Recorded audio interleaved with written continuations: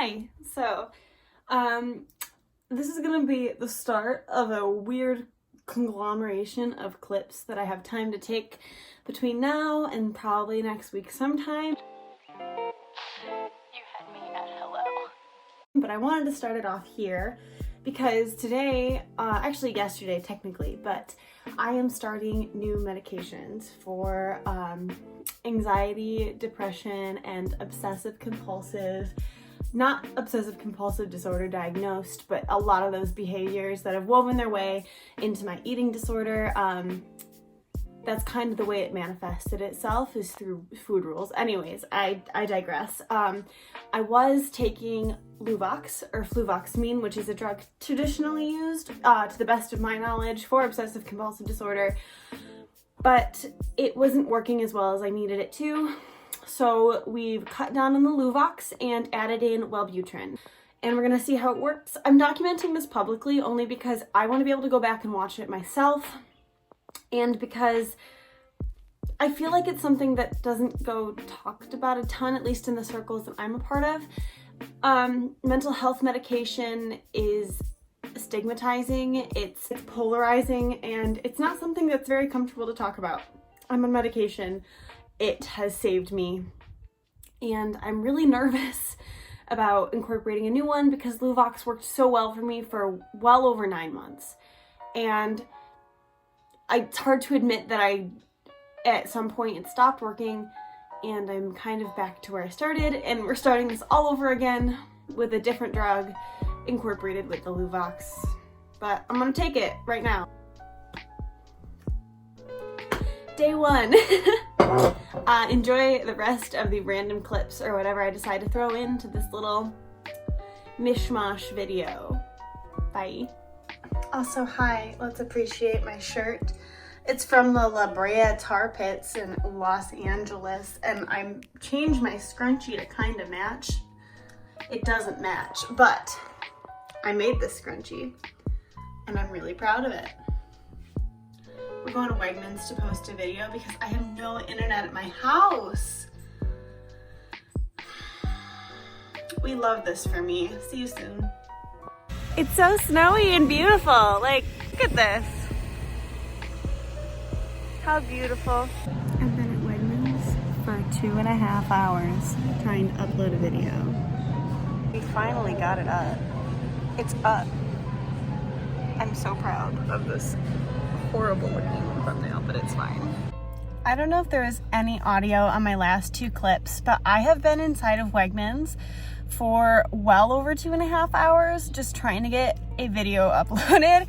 It's okay, it finally went up, and all of the feedback that I've gotten in like the first 20 minutes of it being up has been just like so positive and nice, and I finally shared it on Instagram. So now all of the people that I know that I have a channel, which is a very intimidating thought, but it's okay. Anyways, I got a ton of stuff for mocktail night tonight. I'm so excited. As well as I read a study while I was in there, because one of my big goals for school this upcoming year is to get better at reading and interpreting research.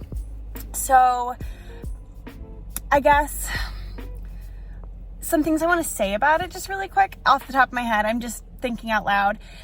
Weight discrimination absolutely increases risk of mortality because of the amount of stress it puts on you.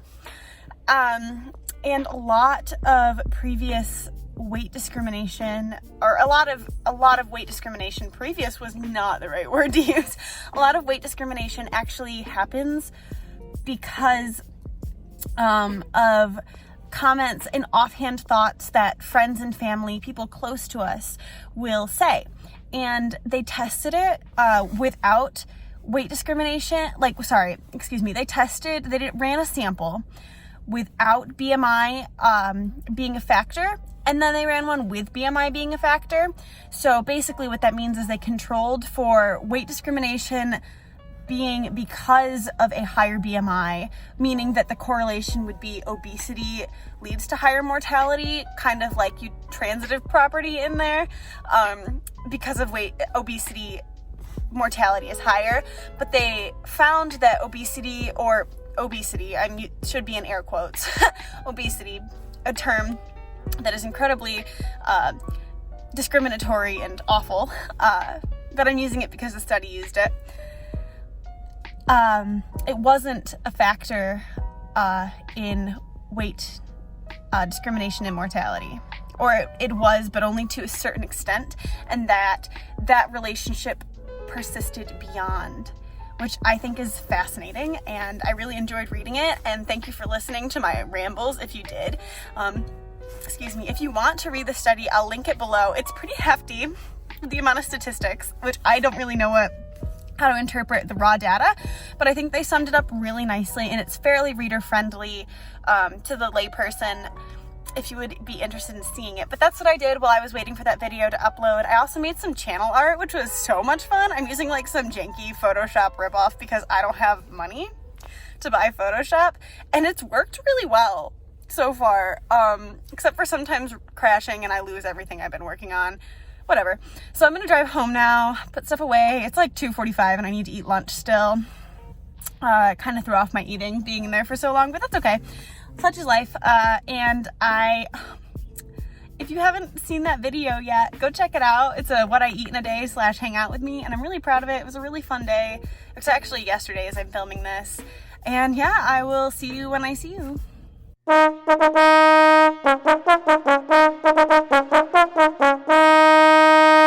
Hello. I thought that I could show you some of the things that I got for mocktail night. The angle is so awkward. I'm like bending over, but I'm filming on my iPhone. One moment. So, the obvious thing to begin with when you're making a mocktail is some sort of sparkly beverage. So this is soda. I got some of this handcrafted Mingle Sparkling Mocktails Blood Orange Elderflower Non-Alcoholic Mixer. Ooh. Some more various seltzers for those of us who don't love the sweetness.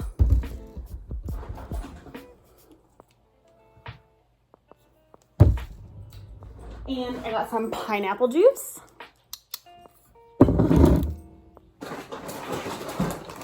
Snacks. I got a guava kombucha for mixing. A couple more seltzers. Big boy of the pink grapefruit and lime. And last but not least, a ginger ale. I'm excited. Hello. So, as you can see, I have let my hair down and I am now taking a walk with my sweet pup. We're going very slowly because I am broken and she is old. So together we're both a bit of a hot mess, but I've tried to film this like 3 times now, and first the camera fell down, and then my dad came home and it just wasn't conducive to filming while he was there for no reason other than I don't feel totally comfortable talking about it to my parents, but I will totally talk about this topic to the internet. Anyone can see this.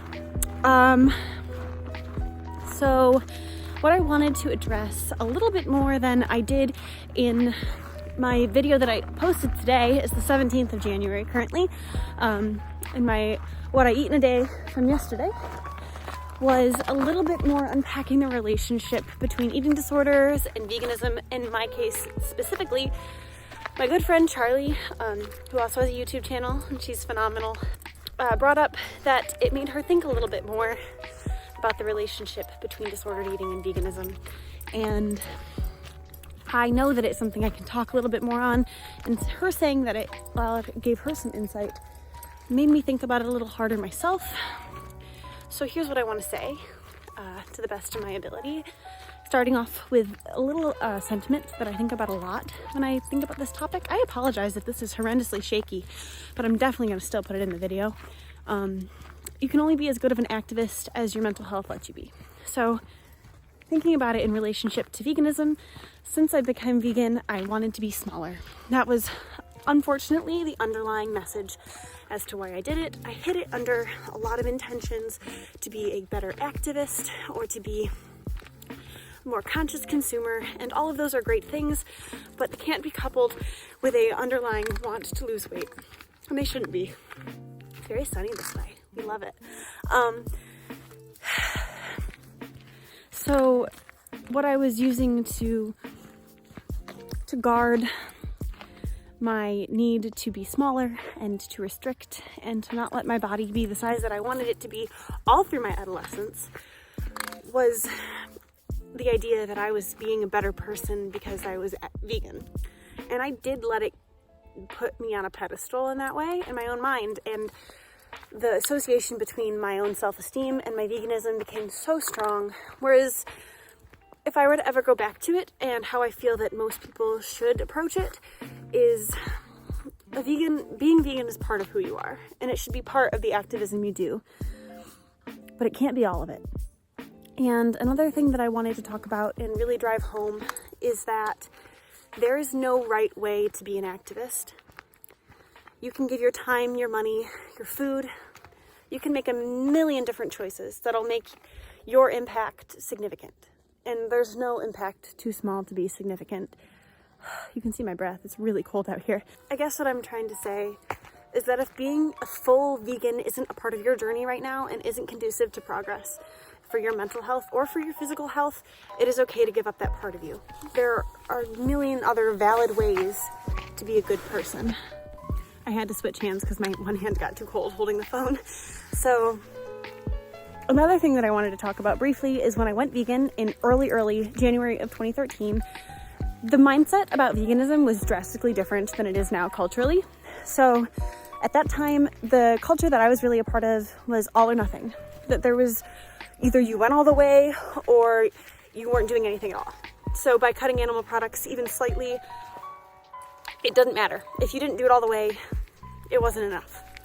And I'm not going to say that that was the way the whole culture was, but those were the people I was finding and really resonating with, because I went vegan overnight on the 21st. The 20th, I ate pizza. The 21st, I woke up and didn't eat meat or dairy or eggs for 6 years. And that's a really vivid memory in my brain because of how obsessed I was with remembering food. And I can remember certain binges. I can remember all of that so vividly. And now I couldn't tell you what I ate for lunch last week, and that's fine by me. I don't remember every meal I used to. And I think that's progress. It means I'm way less obsessed. And I'm kind of rambling at this point, but the culture with veganism now is so much softer and more gentle and accepting. And I'm really proud to be a consumer of it. So I still do buy plant-based products. As you could see in my video that I posted today, but I don't know when you're watching this. It's the What I Eat in a Day from the 16th. I ate dairy-free ice cream at Baskin-Robbins, not because I needed to, but because I think it's freaking awesome that they have it. And so many people, whether you're lactose intolerant or vegan or just don't like milk, now have an option. And that makes my heart warm. And also it makes an impact. That's an impact. And I feel like the vegan culture that I've now become a part of and the movement has kind of moved towards is much more supportive of that. So to drive home the point and to stop rambling about something that I'm not even sure if it makes any sense, there is no one right way to be an activist. There is no one right way to do the vegan thing. And if you can't be vegan or don't want to be vegan or don't feel it's right for you, be an activist in other ways. But make sure that your mental health is in a place that is conducive to the way you want to be an activist, or the way you want to make a change, or the way you want to be sustainable. There are a million different ways to do it. It's not one size fits all. Veganism will never be a one size fits all. It is not perfect for everybody. And if it works for you, more power to you. I'm incredibly proud to be a small part of this movement, even if I'm not fully vegan right now, or maybe I never will be for the rest of my life. But I'm proud of the movement and everything it's done for the world that we live in.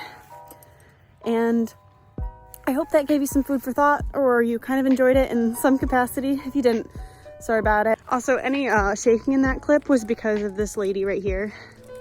She walking, she doing great. Also, I live in such a beautiful place, like what the heck. I'm a little bit sad to be leaving in a couple days, but I'll miss this one.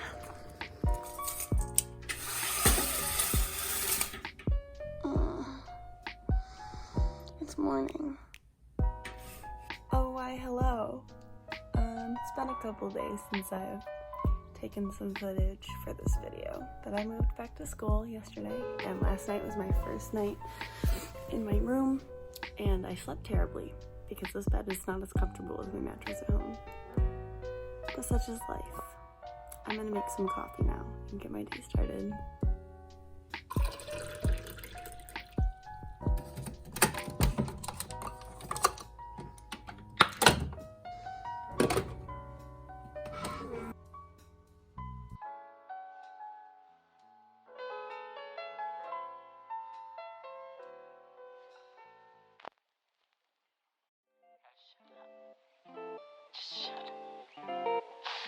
You had me at hello.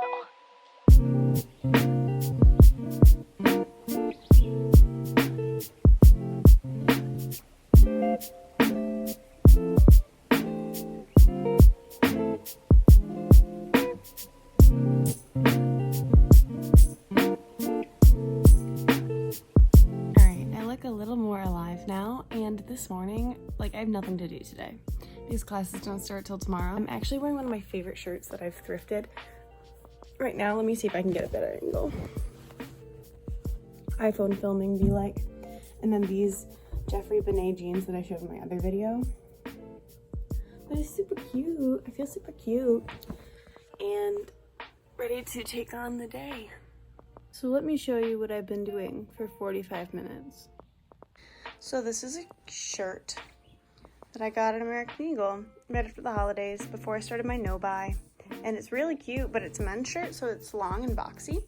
And I wanted to elastic band it, but because I'm dumb and don't have safety pins, and I don't even know how well that works, I've been trying to pull the elastic through for probably 3/4 of an hour. But stay tuned for the finished product because it better be good at this point or I'm gonna cry. We finished it. Let me show you. Oh, it's cute. Not perfect. It's a little boxy still, but I'll definitely wear it more. Yeah, this is what I'm doing today instead of anything productive. But it's cute. Aww. Yay. Alright, I need to breakfast. It's a little late, but I'm going to show you how I cook in a dorm. We have a kitchenette on our floor, which is really nice, but the heat output is super low, and obviously getting all of my stuff over there is a little difficult. So here's my tip. Get a bin like this. They're like $2 at Target, and it's a lifesaver. It transports things super easily. I'm gonna do zucchini and eggs, which is a staple of mine at school, so I'm just gonna chop this guy up and show you what I do after that. Just to cook faster in the stove, or on the stove, I microwave them first, so I'm just gonna pop these in the microwave for 2 minutes.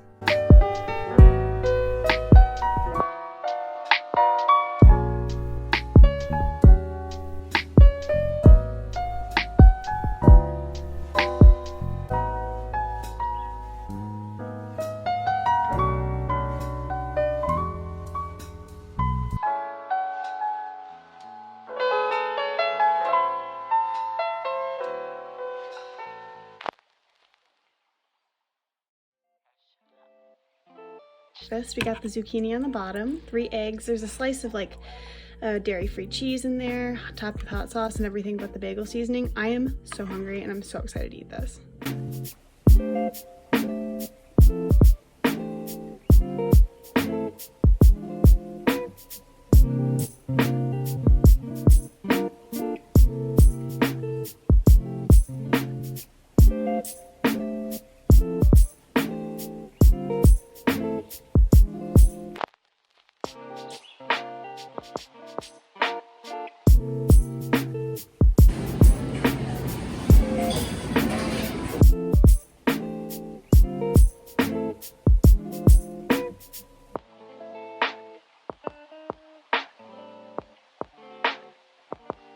Goodness gracious, it is bright.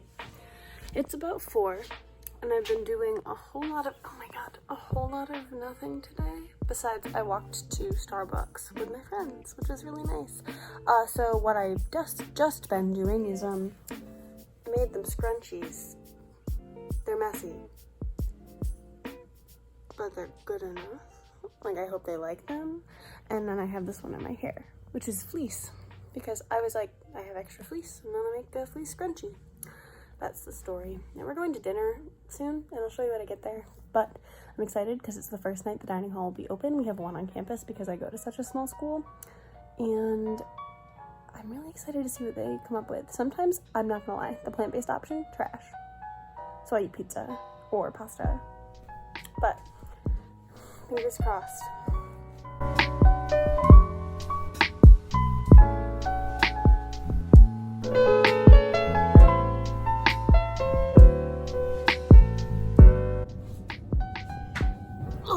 What's poppin', friends? Hi. So, as you can tell, the dining hall decided to not put plant-based protein on the menu tonight, which was fun and fresh, and dinner was grossly unsatisfying. It's whatever, that's life. Now I have changed into comfy clothes, and we're getting ready to go to a floor meeting, and after that, my friend Elise and I are gonna work out in the basement, which is a tradition we started last semester and is very fun. Working out with a partner is something that, like, I lean on heavily when it comes to, like, exercise compulsion, so I'm looking forward to that, and I'll see what I feel like filming next.